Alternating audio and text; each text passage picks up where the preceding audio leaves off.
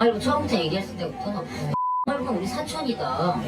저한테는 우리 뭐라 증조 얘기하냐? 할아버지가 아이고 전 사장이었고 TV에 그 무슨 부장이 우리 할머니 조카고 혹시라도 이 대형 언론사가 필요하면 내가 여기다 부탁을 하겠다. 우리 집은 사채했던 집이에요. 그냥 우리 할아버지가 그냥 옛날에 돈놀이 하셔가지고 그냥 사채 이렇게 막 외국 가족들한테 난 얘기했어요.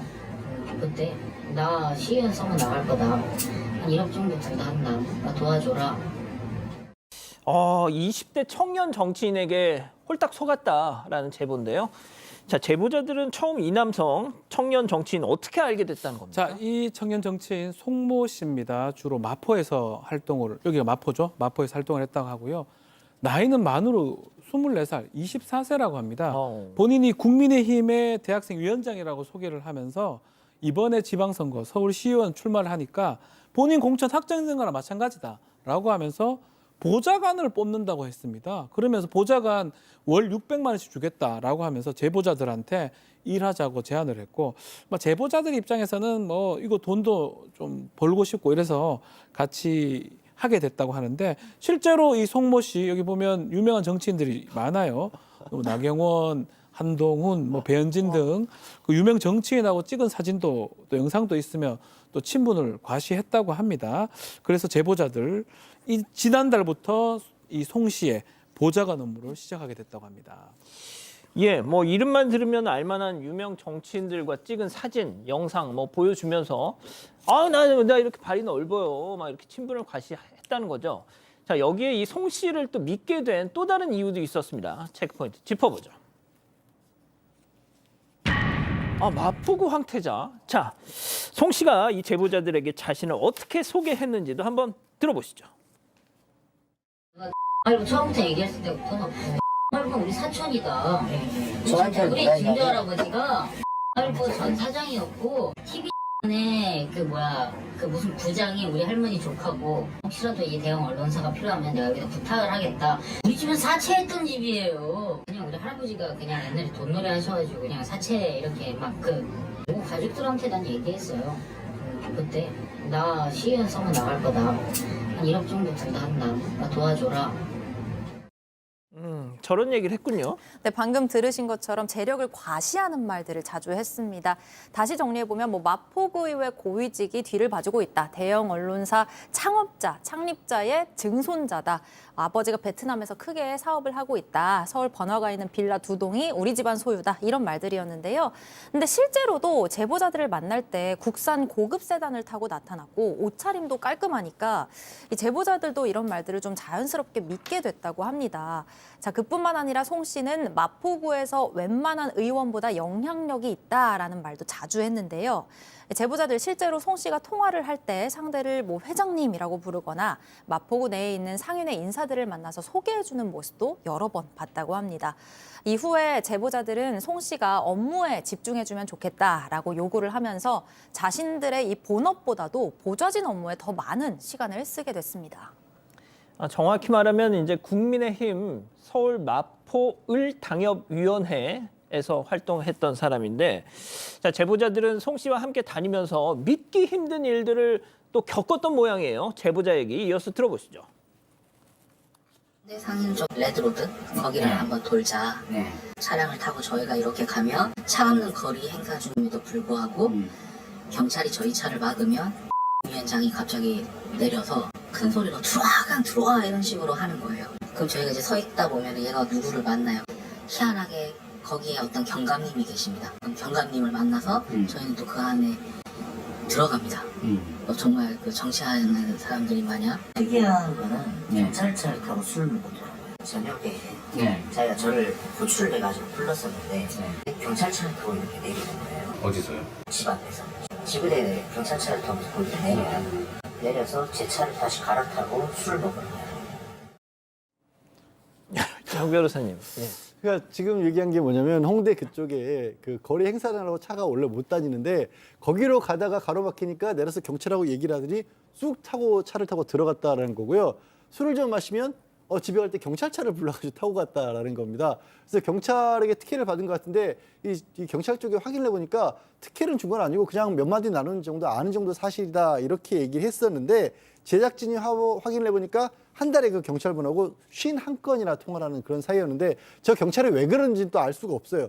근데 문제는 이렇게 따라다니다 보니까 이상한 일들이 또 다른 이상한 일들이 벌어진다는 겁니다. 어떤요?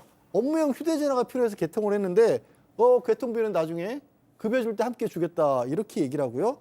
차량을 업무용 차량이 아니라 제보자들 차량을 이용을 하면서 기름값을 나중에 줄게 이렇게 하고 한 번은 뭐 1인분당 10만 원씩 하는 그 고급 고깃집에 가서 회식을 딱 시켜주는데 나갈 때 계산은 니들이 좀 해라 이런 식의 그 돈이 많은 사람이 할 일이 아니잖아요 이건 또. 예. 이 정도 되면 원장님 이제 슬슬 의심이 들죠. 부잣집 아들이라고 해놓고. 이제 그러다가 결정적인 사건이 하나 발생합니다. 제보자들에 따르면은 송 씨는 주로 후원과 관련된 행사를 잡으라고 지시를 했고요. 급기야 이 송 씨가 성악 전공을 했나 봐요. 그래서 본인도 성악을 노래를 부르는 후원 공연을 기획했다고 합니다. 보통 정치인들 출판 기념회 하는 것처럼 나는 책 이거 안 하고 난 내 전공인 성악으로 하겠다. 후원 음악회를 하겠다고 한 거죠. 그래서 공연 기획자까지 함께 일을 하게 됐는데 송 씨는 표가 안 팔리면 뭐 가족들 돈으로 내가 다 보존해 주겠다. 그리고 상인회에서 표를 사주기로 다 돼 있다. 이렇게까지 이야기를 했다고 합니다. 티켓 판매를 아무래도 좀 걱정을 하게 되죠. 근데 실제 그러면서 1000석 가까운 그 공연장을 대관을 하도록 했고요. 근데 팔린 티켓은 총 4장. 그중에서 2장은 송 씨가 산 거였다고 해요. 그러니까 결국에는 이 공연은 완전 엉망진창이 된 거죠. 공연은 중단이 됐고 약 3,800만 원 가량의 손실이 남았다라고 합니다. 송 씨는 상인 측에서 티켓을 사주기로 했는데 이행을 하지 않았다면서 거기에 대한 법적 조치에 들어가겠다는 입장이고 그런 식으로 지금 책임 회피를 하고 있습니다. 박 변호사님, 티켓 1000장을 딱 팔기로 했는데 그중에 4장 팔리고 그중에 또 팔린 4장 중에 절반을 또 자기가 자비로 산 거. 2장은 또 자기가 산 겁니다. 뭔가 이상하죠. 결국 이 송 씨한테 제보자들이 좀 찾아갔어요. 집으로 찾아갔는데 그 자리에서 어머니 아버지를 좀 보게 됐는데 송 씨가 얘기한 게 거짓말이 상당히 많았던 것 같습니다. 특히 이제 재력이 있다라는 거 이런 것들 자체가 진짜가 아니었고요. 본인이 또 인정을 합니다. 네, 이제 말했던 게 거짓말이라고. 뭐 서울에 빌라 2동 있다는 것도 거짓말이고. 아버지 직업이 사실은 배달 기사였고요. 이 할머니 집에 송 씨는 얹혀 사는 상황이었습니다. 이 만날 때마다 고급 차를 몰고 왔었는데 이게 자기 차가 아니고 단기 렌트로 빌렸던 차량이고요. 제보자들 역시 한 차례도 급여를 받지를 못했습니다. 결국 거짓말했다는 사실을 인정하면서 사실 확인서를 제보자들한테 써서 줬습니다.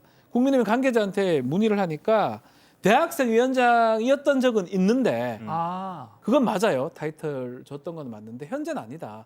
그리고 지방선거 공천 확실시 된다는 거는 당연히 사실이 아니다라고 밝히고요. 이게 막 사기냐 이런 게 좀 애매해서 경찰 수사 받을 건 아니고 또 당징계 정도는 논의는 되고 있지만 일단은 이 사람 딴 데 가서 좀 집회나 행사 같은 거 참석하지 말아라고 당해서 경고를 했다고 합니다. 하하 참 24살 청년이 벌써 저렇게 하고 다니니.